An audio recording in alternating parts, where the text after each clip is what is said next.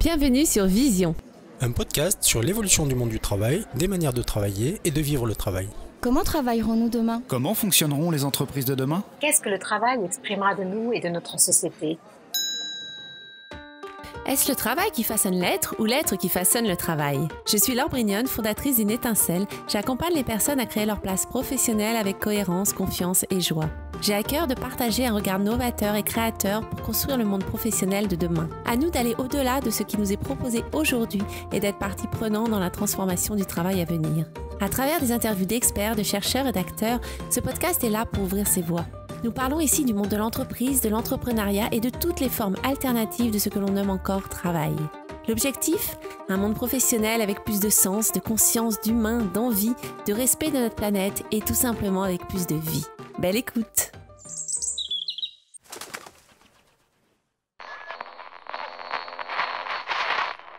Le travail dans 15 ans, je le vois de façon très différente par rapport à aujourd'hui et il y a déjà des indicateurs.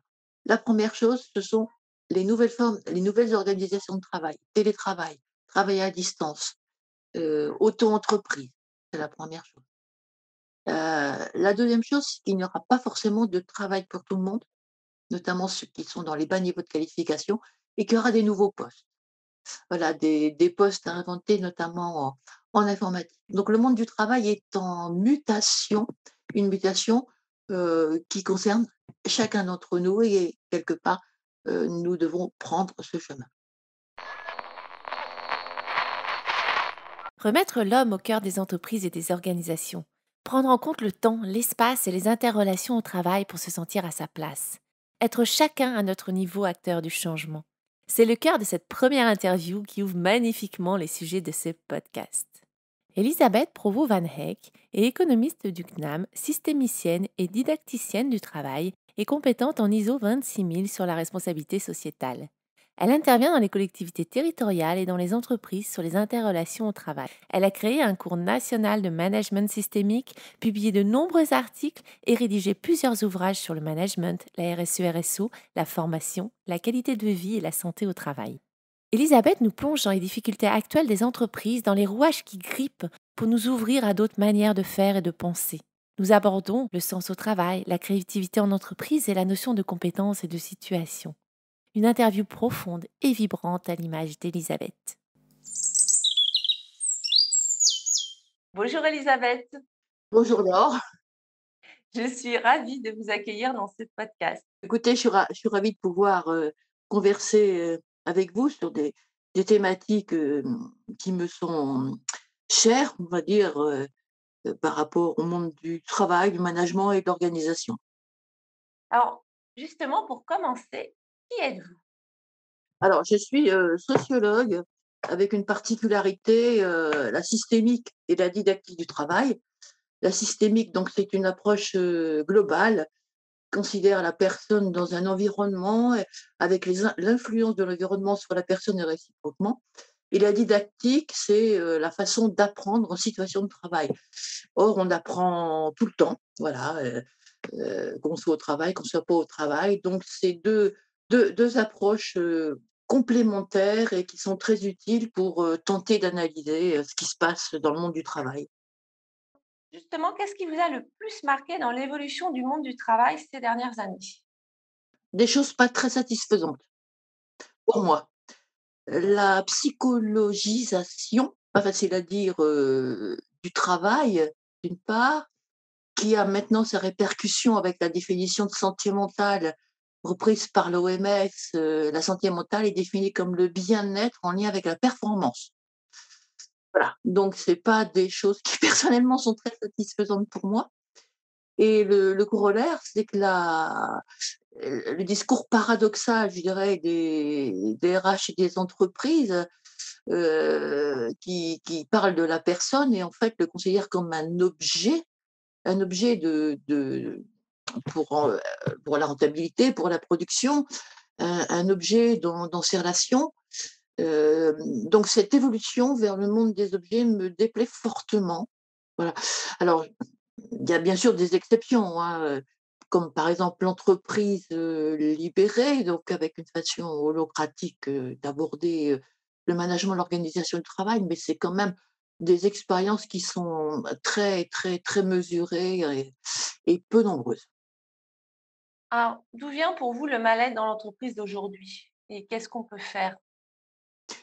Alors, toutes les entreprises malheureusement ne se ressemblent pas.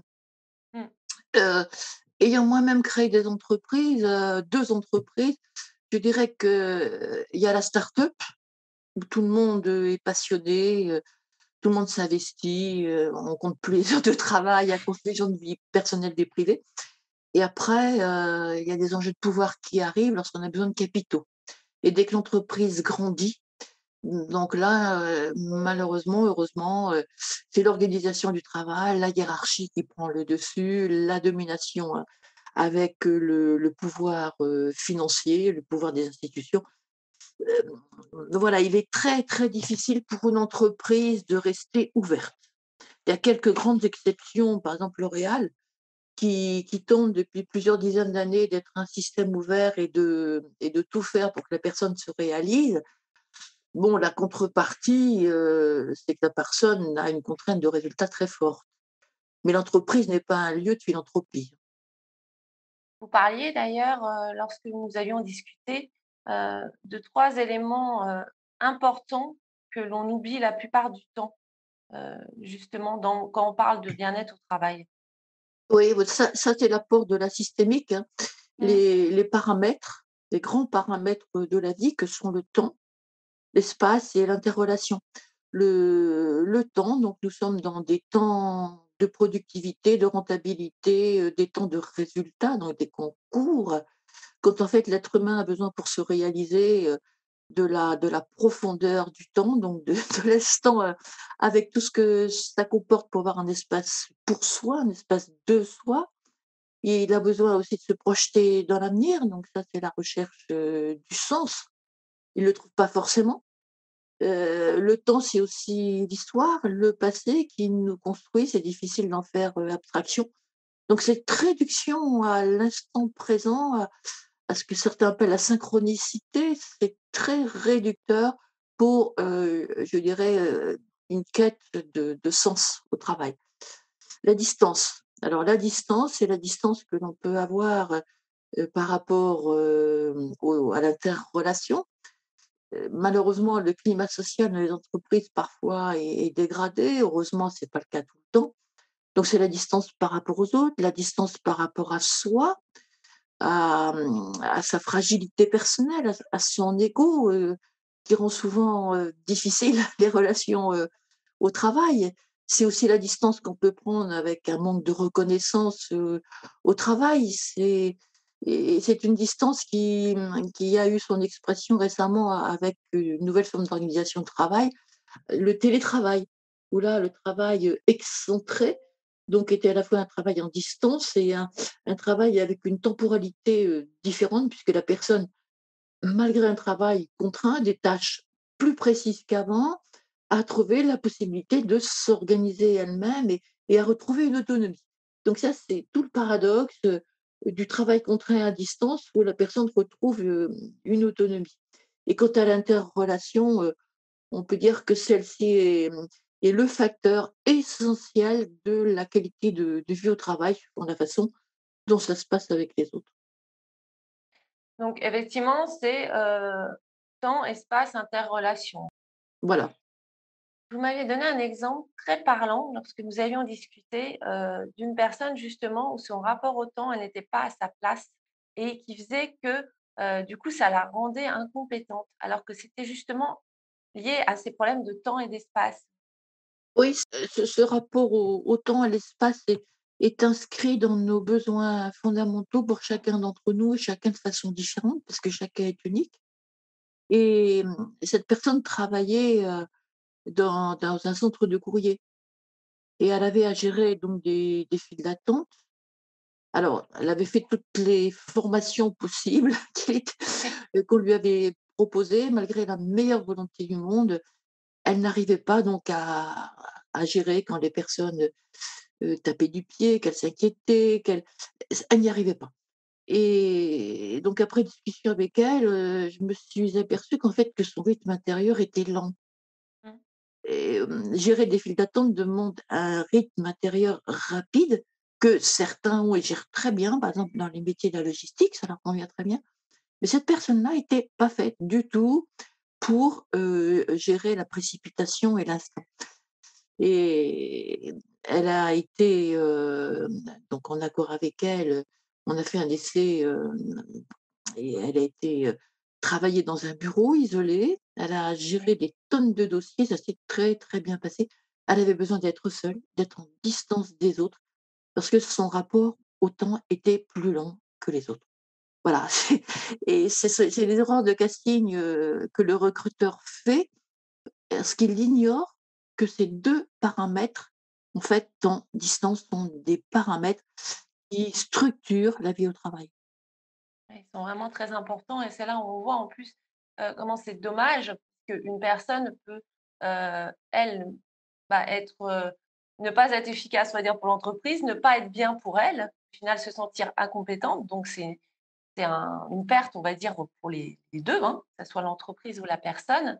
Alors qu'en allant voir un peu plus loin, en essayant de voir comment elle fonctionne, heu, ça peut changer, totalement.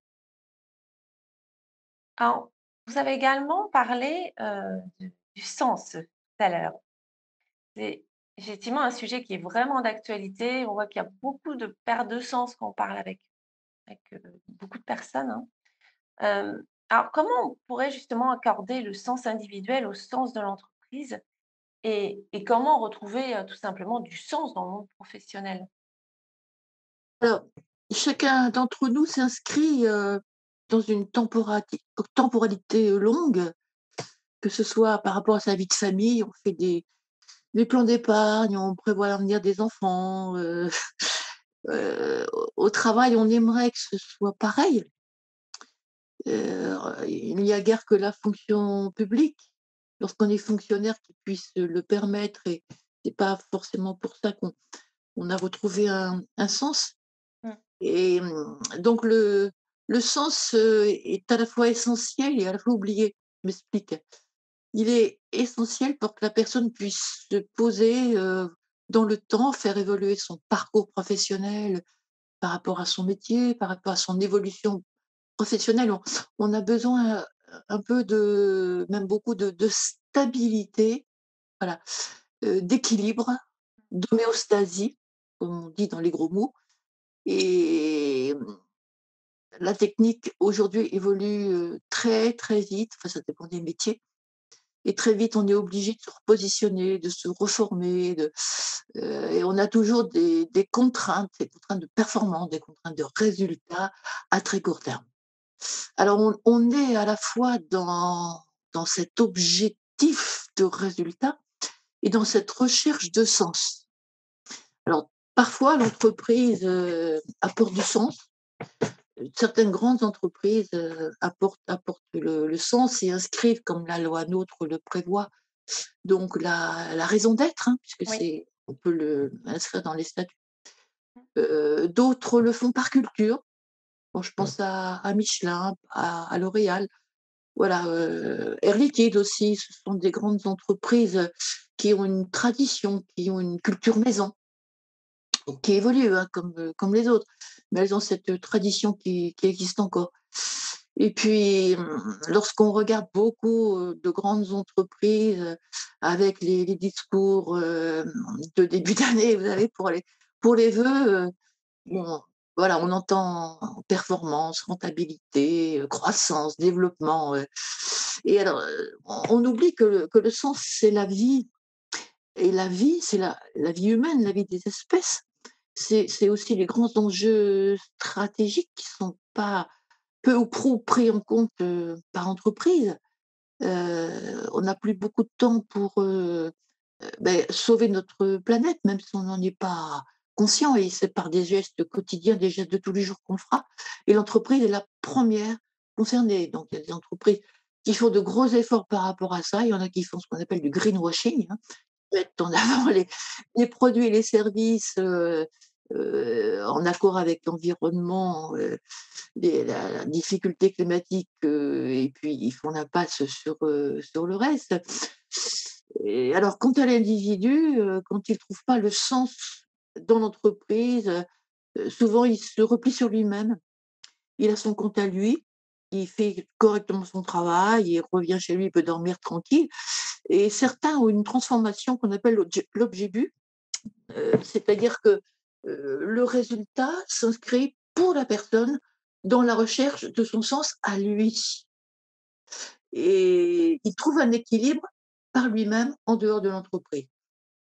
Bon voilà, on trouve ça parfois chez des personnes qui sont dans des entreprises où il y a des contraintes de résultats très très fortes. Donc vous voyez, c'est pas catastrophique, il y a de tout, tout peut évoluer, mais c'est une recherche d'équilibre permanent. Et il y a quand même des grandes entreprises, effectivement, qui cultivent encore cette raison d'être et qui la partagent.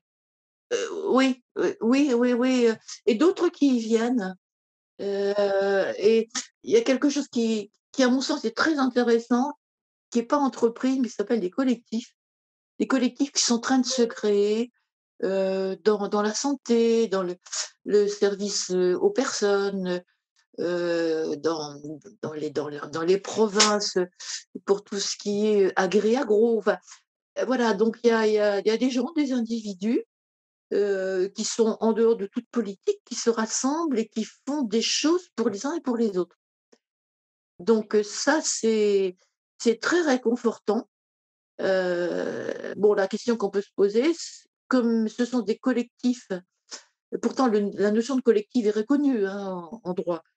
Heu, mais les collectifs, par exemple, le collectif Gilets jaunes, le collectif Convoi de la liberté, s'est fait retoquer pour une raison très simple, c'est qu'il n'était pas conforme aux institutions. C'était pas un syndicat, c'était pas une association et donc il a voulu rester en tant que collectif avec une stratégie de bonne poisson, hein, le plus compétent étant devant et après, on lui a dit: «Puisque vous n'êtes pas un corps, constitué, institué, les actions des uns et des autres, ce seront des faits individuels qui seront, répréhensibles par rapport à la loi» et on a étouffé donc le mouvement des gilets jaunes, sans avoir pu répondre à leur inquiétude. Donc l'entreprise quelque part, certaines sont partie prenante, hein, de ces difficultés, notamment dans les PME et TPE où le patron, hein, la patronne est très proche, hein, des personnes qui y travaillent. On peut dire que même dans des startups, il y a pas de patron, c'est un collectif, hein, de travail. Hem, voilà donc je crois beaucoup dans cette notion de collectif et bon, on y reviendra sur l'avenir du travail, mais je crois qu'il y a là, c'est une avancée extrêmement intéressante. Alors, on a parlé aussi tout à l'heure de compétences ou d'incompétences, justement, qui seraient en lien avec la situation et les besoins de chacun, en temps, espace et interrelation, hein, relation. Et sous cet angle, effectivement, l'incompétence n'existerait pas. Donc, pouvez-vous nous expliquer un peu cette idée-là que je trouve vraiment très intéressante? Oui, alors la compétence, bon, on va pas jeter le bébé, dans les eaux de la rivière. La notion de compétence quand elle est arrivée dans les années 80, à l'instar, du MEDEF, a rendu de grands services parce que les entreprises, étaient en difficulté pour, embaucher et pour répondre à leurs contraintes de production. Donc le fait de parler de savoir, savoir-faire, savoir-être, ça les a bien aidés pour savoir qui elles devaient embaucher. Donc ça, c'est le côté, positif, hein, de la compétence. Et puis les choses sont ce qu'elles sont, la logique rationnelle, de notre système, a fait que la compétence s'est un peu refermée sur elle-même avec les référentiels de compétences qui existent toujours et on a oublié complètement que la compétence n'était pas un artefact, n'existait pas indépendamment et de la personne, de ses conditions psychologiques et de la situation de travail et de l'interrelation avec les autres. Vous voyez, ça fait beaucoup d'éléments qui peuvent la faire varier. Parce qu'effectivement, si le dialogue social n'est pas bon, on peut pas dire qu'on est en situation de compétence. Il manque des moyens On ne peut pas dire qu'on s'est en situation de compétence si les besoins fondamentaux de la personne ne sont pas respectés. On ne peut pas dire qu'on soit non plus en situation de compétence, etc., etc., etc. Donc, on arrive à un artefact, vous voyez, une fermeture de ce qui a rendu service en oubliant la notion de situation. Alors, il y a une loi le 5 septembre 2018 qui a instauré l'action de formation en situation de travail, qui n'a pas pris. Elle a pas pris, ben oui, parce que identifier ce que la personne faisait d'elle-même en situation de travail, comment elle apprenait d'elle-même, ça rentre pas dans les référentiels de compétences.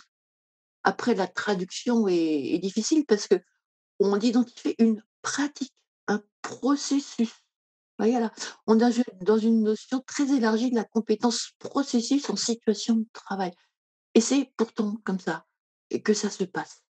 Alors aujourd'hui, il y a la REFA, qui fait suite à la VAE, qui évalue donc l'expérience dont le travail et les acquis professionnels, mais qui n'a toujours pas sa place. Donc ça reste un vœu pieux.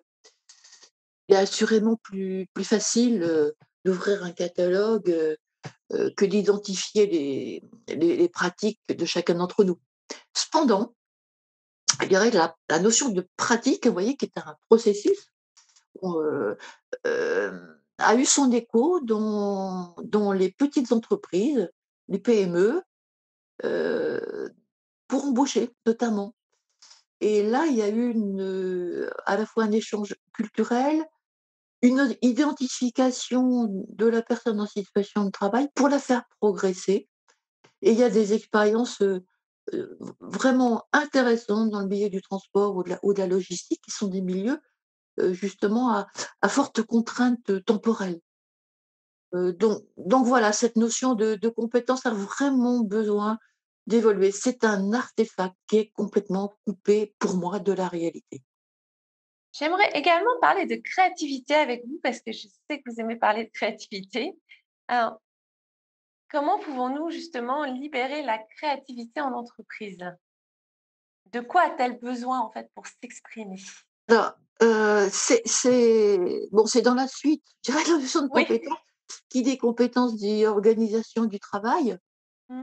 Et l'organisation du travail, sauf quelques entreprises, parce que tout le monde n'agit pas de la même façon, malheureusement, est encore une organisation hiérarchique qui distribue le travail Mmh. avec des présupposés, notamment celui ou celle qui a la plus forte capacité, de conceptualisation a le poste le plus élevé, sans avoir forcément, de lien avec le terrain ou les gens de terrain.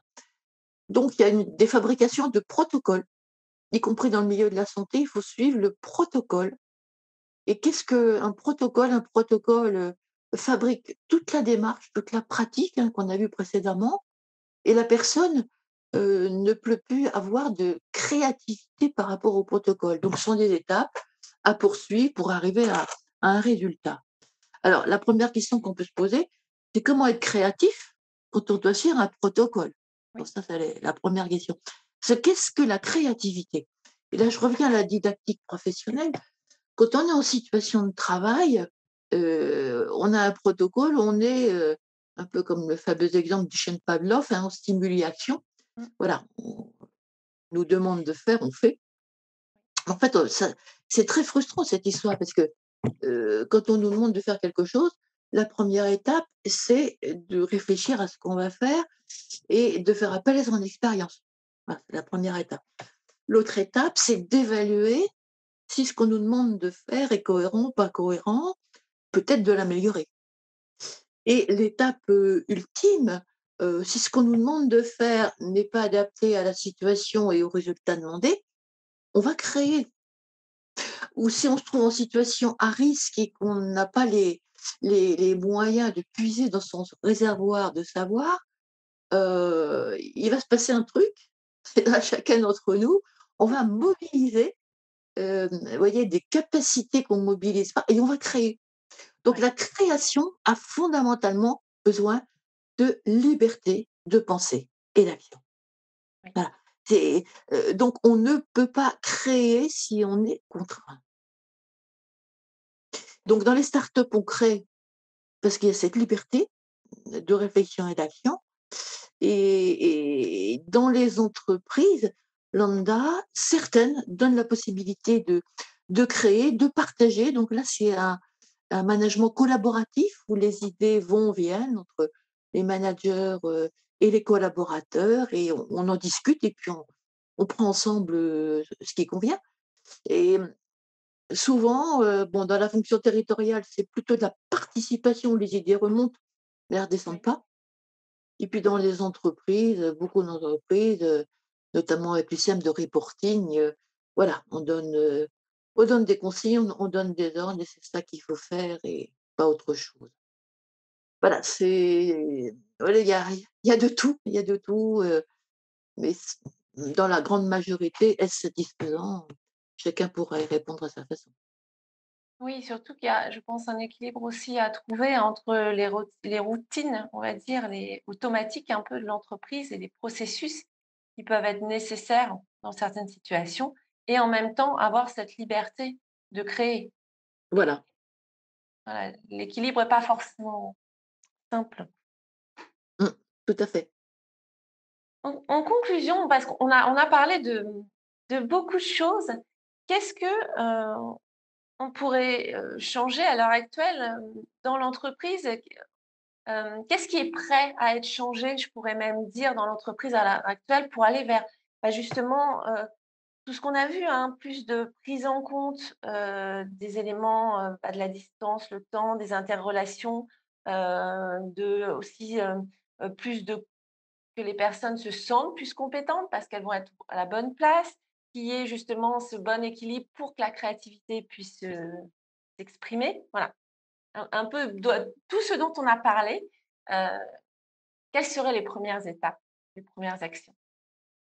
Il y en a une seule, il y a pas 36, ça passe par soi. Voilà, ça passe par soi, quelle que soit sa place dans l'entreprise, qu'on soit ouvrier, employé, manager, cadre sup, patron. Bien sûr, si les dirigeants, sont dans cette optique, c'est bien sûr se féliciter. Mais on peut quand même, et j'en ai l'expérience, heu, à l'occasion d'une difficulté, d'un problème particulier, on peut ouvrir les choses. Bon, je sais plus si je vous avais cité, l'exemple de l'eau qui arrivait, croupie, dans un atelier et on aurait pu en rester là, se dire, «Bon, c'est les tuyaux qui sont sales, on va procéder à un nettoyage et puis, on va pas plus loin» et en fait, les ouvriers et puis le contremaître se sont dit: «Mais ça vient du réseau d'eau, le réseau d'eau, il prend sa source, beaucoup plus haut que l'atelier, il profite à toute l'entreprise, notamment à l'eau potable des robinets, des toilettes, et ce réseau d'eau vient d'une petite rivière, voilà, d'une petite rivière, il est remonté par une petite rivière et donc les gens de l'atelier ont eu cette pertinence, vous voyez, d'ouvrir, d'ouvrir le problème et en faire une problématique en faisant intervenir donc les gens de l'extérieur. Donc ils l'ont pris sur eux et ils ont fait venir, l'entreprise chargée, des réseaux d'eau, la DDE, la municipalité, enfin bref, ils ont mobilisé, des partenaires extérieurs pour, vous voyez juste cette eau polluée qui allait dans des machines qui n'avaient pas besoin d'eau propre. Et alors, les gens dans l'entreprise se sont dit: «Mais effectivement, heureusement que ça s'est fait parce que, on aurait pu se laver les mains avec de l'eau, avec des salmonelles ou» et donc il y a eu toute une réflexion sur le réseau d'eau dans l'entreprise et à partir de ce moment-là, et bah, les choses ont changé. Bon, pas partout, hein, mais disons que, déjà il y a eu une montée en reconnaissance des gens de l'atelier qui n'étaient pas forcément reconnus au niveau des bureaux. On s'est aperçu qu'ils avaient, préservé, sauvegardé, l'hygiène, la sécurité, hein, de l'entreprise et il y a quelque chose qui est impulsé. Donc ce que je veux dire, c'est que dans toute organisation, entreprise, collectivité, association, on peut tenter, quel que soit son niveau dans la hiérarchie, de procéder différemment et et de tenter, heu, avec une équipe, puisque, tout seul, c'est difficile, avec une équipe, de tenter autre chose. Là, ça passe, ça casse, mais quoi qu'il en soit, les choses restent et rien ne sera plus pareil. Parce qu'on a vécu une expérience difficile et à l'occasion d'autre chose, on pourra s'en servir parce qu'il y a un précédent. Donc rien n'est impossible. Donc, comment on pourrait mettre en place? Ça serait insuffler des petits changements qui réunissent les gens, qui réunissent les gens, en même temps ouvrent à une certaine créativité, hein, justement. Prise de conscience soi-même, heu et prise de conscience et volonté. Mmh. Volonté, il y a une vague, elle est pas facile à négocier, prise de conscience et volonté, c'est des choses très très basiques. L'entreprise, j'ai jamais donné une poignée de main à une entreprise. Je donne des poignées de main aux gens qui sont dans l'entreprise. Vous voyez? On se cache derrière des artefacts comme la compétence. Tout ça, ce sont des concepts. L'entreprise est un concept. La réalité, et c'est les trombines que je vois en face de moi, les personnes que je salue, les personnes qui sont, ouvertes aux autres ou pas ouvertes aux autres et cetera et cetera. C'est ça la réalité et on est dans un monde de concepts, c'est un peu ce que je vous disais tout à l'heure. On donne la priorité à la conceptualisation de la situation et c'est pas ça la vraie vie. La vraie vie, c'est ce qu'on vit ensemble avec nos difficultés. C'est pas un monde de concepts, hein. C'est fondamentalement les relations, les interrelations qui créent entre nous les propriétés, de cette relation, satisfaisante, non satisfaisante. C'est complètement basique. Bon, c'est l'approche quantique, mais c'est une approche, originelle, une approche basique, c'est d'une simplicité tellement oubliée. Oui. Donc c'est commencer par insuffler un petit changement. Ça passe par soi, déjà par soi. Qu'est-ce qu'on veut? Heu et il y a des mots d'ordre, hein, le pas de vague. Oui. Ah bah, oui, pas de vague, parce qu'on va prendre des choses sur, la figure, ça va pas plaire, voilà, c'est le monde de la crainte. C'est presque le monde de la peur, c'est terrible et la peur phagocyte le cerveau limbique qui est le cerveau de la rationalité et la réflexion. Donc on passe directement, un peu comme pendant le covid, hein, du cerveau ancestral de la peur, de la mort, de la maladie, aux lobes frontaux qui est, «Je décide que» et on chante tout le cerveau de la réflexion et on est en train de réduire notre capacité de penser. Personnellement et heureusement je ne suis pas la seule, je me bats contre cette réduction de pensée et ça sera l'objet de mon nouveau bouquin qui paraîtra à la rentrée. On nous chante nos capacités par le fait de la peur. C'est terrible. Il y aurait, mais ça serait, je pense, tout un autre sujet. Effectivement, on pourrait parler de management par rapport à ça aussi. Je pense qu'il y a pas mal de choses, à modifier. Et le manager comme le restant, hein, de c'est le pas de vague, personne ne bouge donc il y a des fois, on s'étonne qu'il y ait des choses un peu brutales qui se passent dans les entreprises, comme des licenciements. On n'a pas réagi aux personnes qui étaient en situation d'incompétence, on les a pas formées.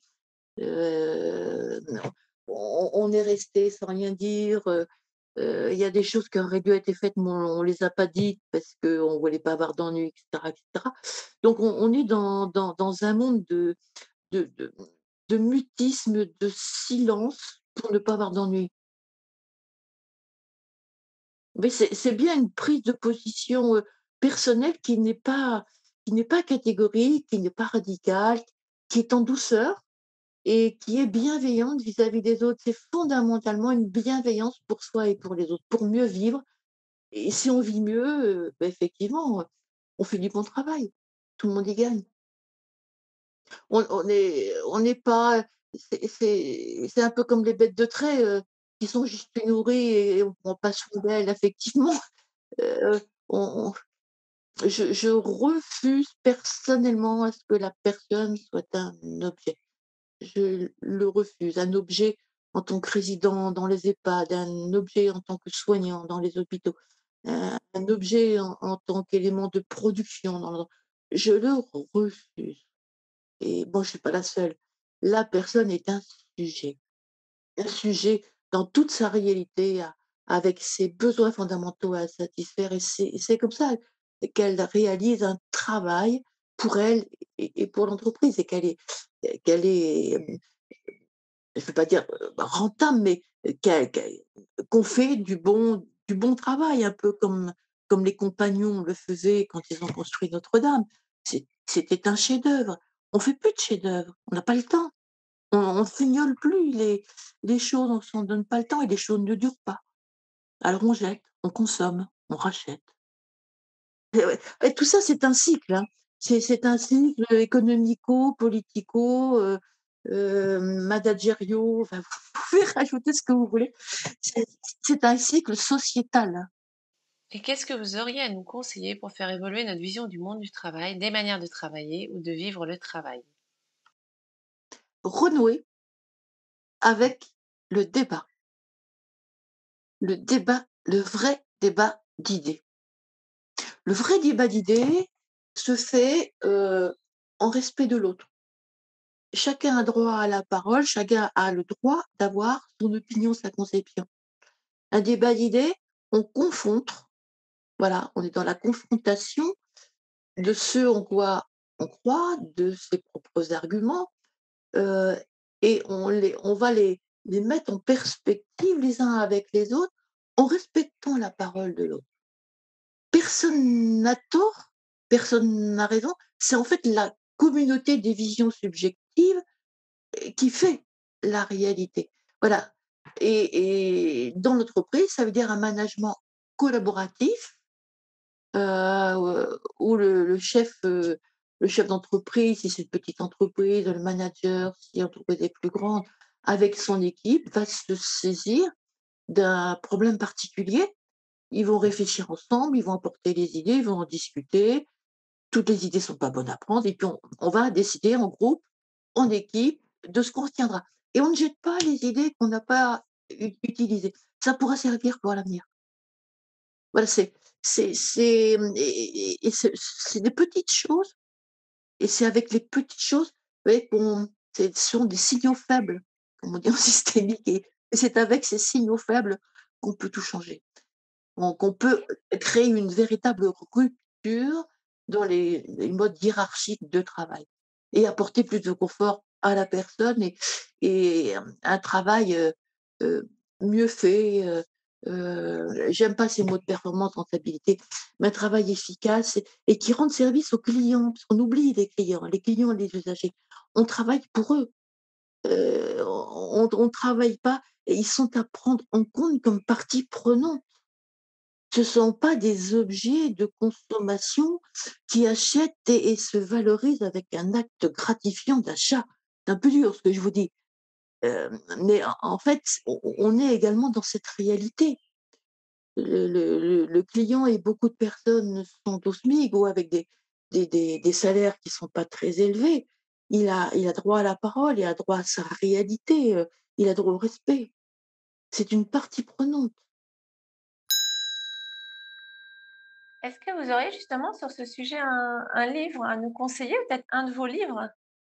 Mon dernier, bouquin on parle, il est vraiment dans ce type de sujet, ça s'appelle «L'humain au cœur d'un système travail réinventé» et il tente de replacer la personne justement, dans tout ce qu'on a vu rapidement, ensemble, aussi bien dans l'environnement, que dans l'entreprise, que dans le management, l'organisation du travail et dans une perspective temporelle. Donc il a été publié, l'année dernière en 2021 aux éditions territoriales. D'accord, moi je mettrai le lien de toute façon, sous l'épisode. Où peut-on justement vous retrouver? Vous avez plusieurs livres? Alors oui, j'ai publié un certain nombre de bouquins, donc aux éditions Afnor. Bon, ça tourne toujours sur, la personne au travail, hein, c'est c'est bon, le 1er, parlait de l'ISO 26000, les RSE, responsabilité sociétale des entreprises et des organisations. Donc lui a été publié aux éditions Afnor en 2013, réédité 2014. Après, j'ai eu un livre sur les comportements difficiles. On m'avait demandé un livre sur les personnes difficiles et j'ai refusé, ce qui était très culotté. Parce qu'en fait, chacun d'entre nous, on peut être complètement désagréable avec ses collègues et charmant, avec sa famille ou réciproquement. Donc on a des comportements difficiles, on n'est pas pour ça une personne qui est difficile. Voilà, c'est vraiment, le hiatus que je voulais faire. Et puis il y en a eu d'autres aussi, bon, sur la formation en situation de travail, sur l'humain au cœur d'un système de travail réinventé, le prochain qui sortira là, et qui est vraiment un essai sur, la réduction de la pensée ou la liberté confisquée. Oui, dont vous parliez tout à l'heure. Voilà. Et si on veut vous suivre, on peut vous suivre sur LinkedIn? Vous avez d'autres réseaux? Oui, oui, oui, sur, comme beaucoup, hein, je suis sur Link, je suis, sur Twitter, enfin, c'est seulement lui Link et Twitter, je trouve que Link est un réseau professionnel, de qualité, donc j'aime bien, voilà, j'aime bien Link. Bon, je publie aussi des articles, dans différents supports, notamment sur le net, avec Maguerach, qui est un support récent qui a 3 4 ans, et qui a une vue grand angle sur tous les phénomènes du travail.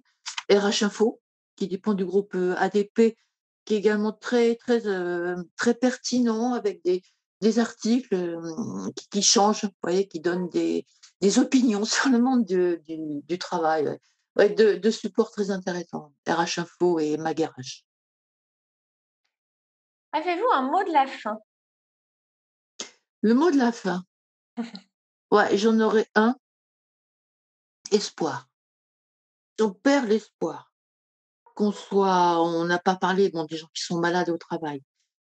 L'espoir dans le travail, l'espoir dans sa vie. L'espoir. L'espoir, est tout sauf une utopie, comme le disait Paul Valéry. L'utopie n'est jamais que ce qui n'est pas encore réalisé. Donc l'espoir, espoir de faire quelque chose de sa vie quand on est beaucoup plus jeune que je le suis maintenant. L'espoir de voir sa vie se transformer, le monde du travail se transformer, l'espoir de voir la planète mieux vivre. L'espoir, et qui dit espoir dit action. Voilà, espoir, action. Merci beaucoup Elisabeth d'avoir répondu à mon invitation. Cet échange était vraiment très riche. Écoutez, alors merci à vous d'avoir partagé ces ouvertures, quelquefois audacieuses. Bon, je suis quelqu'un qui ose, je l'ai fait toute ma vie, je continue, et voilà, chacun chacun son profil de personnalité, et si on perd quelque part l'espoir, la foi, à quoi bon continuer? Voilà, c'est une des raisons pour lesquelles, je continuerai tant que je pourrai. Merci d'avoir suivi cet épisode. S'il t'a plu, partage-le autour de toi, mets 5 étoiles sur Apple Podcast, car c'est grâce à tes retours que je pourrai le développer et réaliser des interviews de qualité. Je te donne rendez-vous jeudi dans 15 jours pour une nouvelle interview. Pour être averti de chaque nouvel épisode, tu peux t'inscrire à la lettre L'étincelle du gecko sur uneetincelle.fr/lettre ou t'abonner à ta plateforme d'écoute préférée.